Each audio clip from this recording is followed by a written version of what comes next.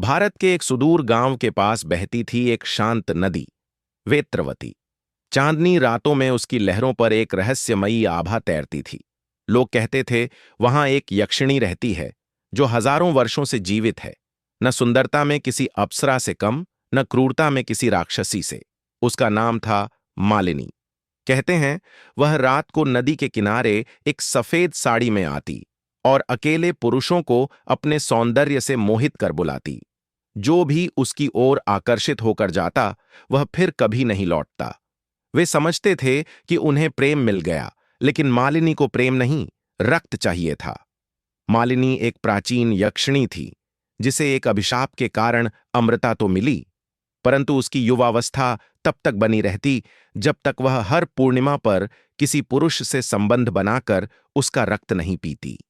यह प्रक्रिया उसे न केवल सुंदर बनाए रखती, बल्कि उसे उस पुरुष की आत्मा से जुड़ी सारी स्मृतियां भी दे देती। वह हजारों सालों से इस नदी के किनारे थी। राजाओं, साधुओं, योद्धाओं, कईयों ने उसके आकर्षण में आकर अपना अंत देखा, लेकिन कोई उसे रोक नहीं सका। फिर एक दिन गांव में आया आदित्य, एक युवा तांत्रिक जो रहस्यमय घटनाओं की खोज करता था। वह जानता था यक्षिणियों की कथा को। जब उसे मालिनी की कहानी बताई गई तो वह मुस्कुराया। जो 1000 वर्षों से जीवित है उसकी पीड़ा भी 1000 गुना होगी, उसने कहा। पूर्णिमा की रात वह वेत्रवती के किनारे गया, और जैसे ही मालिनी प्रकट हुई उसकी आंखों में वही भूख थी, रक्त की। मगर आदित्य तैयार था। उसने तंत्र मंत्र से रक्षित अंगों से यक्षिणी के मोह को नकारा। मैं तुझसे डरता नहीं मालिनी, वह बोला। तो तुझे प्रेम चाहिए? मालिनी ने मुस्कुराकर कहा। नहीं, आदित्य बोला, मैं तुझे मुक्ति देना चाहता हूं। मालिनी चौंकी।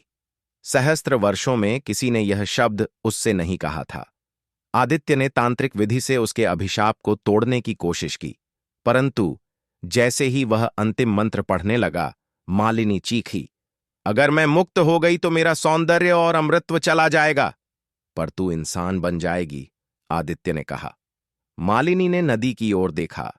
उसकी आंखों में पहली बार प्यास नहीं, आंसू थे, और फिर वह मुस्कुराई। मैं 1000 वर्षों से जी रही हूं, अब शायद एक जीवन जीना चाहती हूं। आदित्य ने मंत्र पूरा किया। अगली सुबह नदी किनारे एक महिला बेहोश मिली, आंखों में जीवन की चमक और बीते 1000 वर्षों की गहराई। मालिनी अब यक्षिणी नहीं रही, पर उसकी आंखों में आज भी एक रहस्य था। क्या वह सचमुच मुक्त हो पाई, या यक्षिणी अभी भी कहीं भीतर सो रही है? एक अगली पूर्णिमा के इंतजार में